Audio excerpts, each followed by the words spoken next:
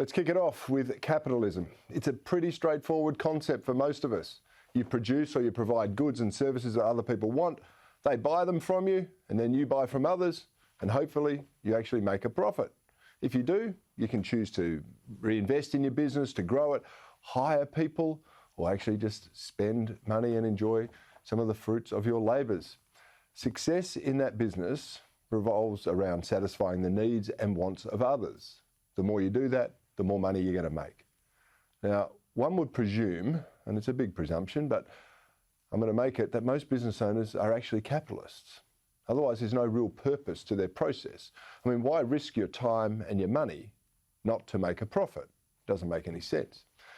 And that's what makes their embrace, the business's general embrace of the woke movement and all that it entails is so strange. You see, wokeness or political correctness, affirmative action, or whatever other crazy dreams are dreamed up by the leftists, they all have their genesis in the anti-capitalist doctrine of Marxism. Now, this is a doctrine that seeks to transform society economically, socially, and culturally. It paints humans as, and I quote, sufficient within themselves, with no need for a higher belief. Marx thought that capitalism actually imprisons humans. He believes that the workers, the more value you create, the more you actually devalue yourself. He also believed the demise of the business owners, or the bourgeoisie, as he described them, and the victory of the workers, the proletariat, was actually inevitable. And that this was actually going to be achieved through a permanent revolution involving, and I quote, a provisional coalition between the proletariat and the petty bourgeoisie, rebelling against a capitalism that is only superficially united. Once a majority has been won to the coalition, an unofficial proletarian authority constitutes itself alongside the revolutionary bourgeoisie authority, and its mission is the political and revolutionary education of the proletariat, gradually assuring the transfer of legal power from the revolutionary bourgeoisie to the revolutionary proletariat. Now, let me decipher that. Basically, they want to use the workers to cozy up to the weak business owners until the workers can overthrow the business owners and in a revolution and seize control. Now, today, it's probably going to surprise you to hear that Marx's ideology is actually becoming amongst the dominant mindsets for business leaders. And they're doing it because they're succumbing to the demands of the proletariat and they're agitators. You and I know it as wokeness. And this is what James Lindsay, an author, defined it as being. He said, wokeness is a fusion of the critical theory school of neo-Marxism, which is a form of identity politics, and radical activism that has a very particular worldview that separates the world into liberationists versus oppressors, or oppressed versus oppressors, however you want to describe it. It has all of the conflict theory with zero-sum conflict. There is no ability to agree or to understand one another across those. And then it takes on the postmodern understanding of truth being just politics by other means, which removes all of the brakes standing up against it. Well, under wokeness, the truth is actually malleable. It is constructed around power and who drives the narrative. In effect, the truth is replaced by my truth or your truth. It has spawned an entire industry, I should say, from anti-racism training to choose your own gender, from white privilege to discriminating against normality. And that's exactly where business finds itself today. It's become the default ideology of big business and the bureaucracy. They employ entire armies of woke consultants to comply with increasing demands in the hope that they will not fall victim to the mob that is coming for everyone. And I mean, who can blame them? Because when the mob does come, it can be vicious. Online activists seek to cancel the non-compliant. Protesters destroy property and reputations. Well, everything, every business and civic institution has been politicised. It is now the norm for these organisations and institutions to take woke political positions. And even signalling compliance doesn't always save you, as you'll see from this image. Now, the pervasive trends under the guise of equality makes diversity training that appears in government, in schools and corporate Australia destructive and divisive, and indeed it is harmful. And the recent BLM protests is a case in point. BLM was created by avowed Marxists, and they raised tens of millions of dollars from corporate America while organising violent and destructive protests across the country.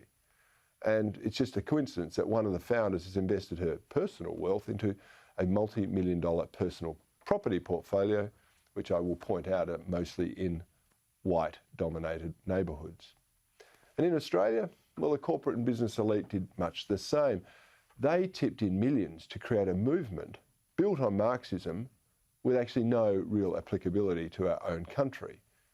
We now know it had nothing to do with Black Lives, but it all had to do with being bullied into virtue signalling. And now, well, we find ourselves in the business boat of not being able to choose the best person for the job. It's all about quotas and minority representation. And now I understand perfectly this is a choice for business owners in many instances. They may want to choose this off their own bat. If you're a business owner, you might want to provide opportunities to the disadvantaged or the culturally diverse. And maybe, just maybe, they are simply the best person for the job. I hope that's the case. But they aren't always.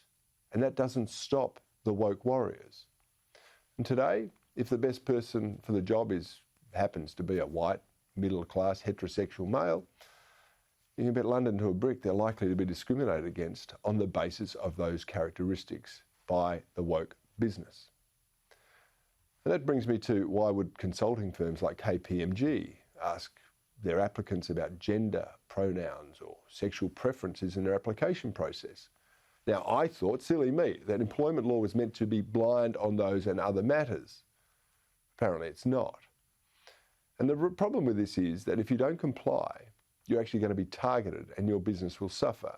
Your business partners may walk away from doing deals with you as your business and executive reputation is trashed and very publicly trashed. We've seen companies targeted for political contributions, for public advocacy, or even for actually refusing to support a particular cause. And just one example, the Australian Christian Lobby, for example, was bombed around the time of the same-sex marriage debate, and I can perfectly understand no business wants the risk of that happening to them or their employees. So why not avoid the contentious subjects? It's pretty dangerous. Wokeness and cancel culture has actually engendered a culture of fear, and it fosters unfairness wherever it exerts itself. And I'm telling you, it's not just in the business either, where cancel culture kicks in. Even the usually compliant are targeted. You see, it's the appropriateness moves according to the whims of the woke. So what's acceptable one day is not the next. There's pop star Adele. She was hounded for wearing a Jamaican flag bikini top and for having a traditional African hairstyle. I mean, we should be able to wear what we want, shouldn't we? Wasn't that the mantra for all the years that women were demanding equality and not to be judged on what they were wearing? What about this lady, another popular personality in the influencer space, Sarah Stevenson? Well, she was harangued for cultural appropriation. Now, her crime was actually buying a didgeridoo for Father's Day for her husband. And when she deleted abusive comments from her social media profiles, she was further accused of silencing Aboriginal people. See, apparently now even playing the didgeridoo, giving it as a gift, is a no-no under the new racism, and it needs cultural permission. Why would they sell them if you're not allowed to buy them? And children's television cartoon Paw Patrol, well, that was targeted because it had a dog character who actually helped the police. And closer to home, even iconic kids show Bluey had 2 episodes pulled by the ABC over the term Ooga Booga. Now, wokeness and Marxism are both fostered and working together. It is destroying us all. It chips away at the fabric of our past, our present, and our future. And some out there will probably say it's a move in the right direction. It brings about equality and fairness. But fighting discrimination with discrimination is not about fairness. Cancelling history because it doesn't comply with today's impossible standards of conduct is not rational, and nor is denying the differences between men and women to allow men to compete in women's sport.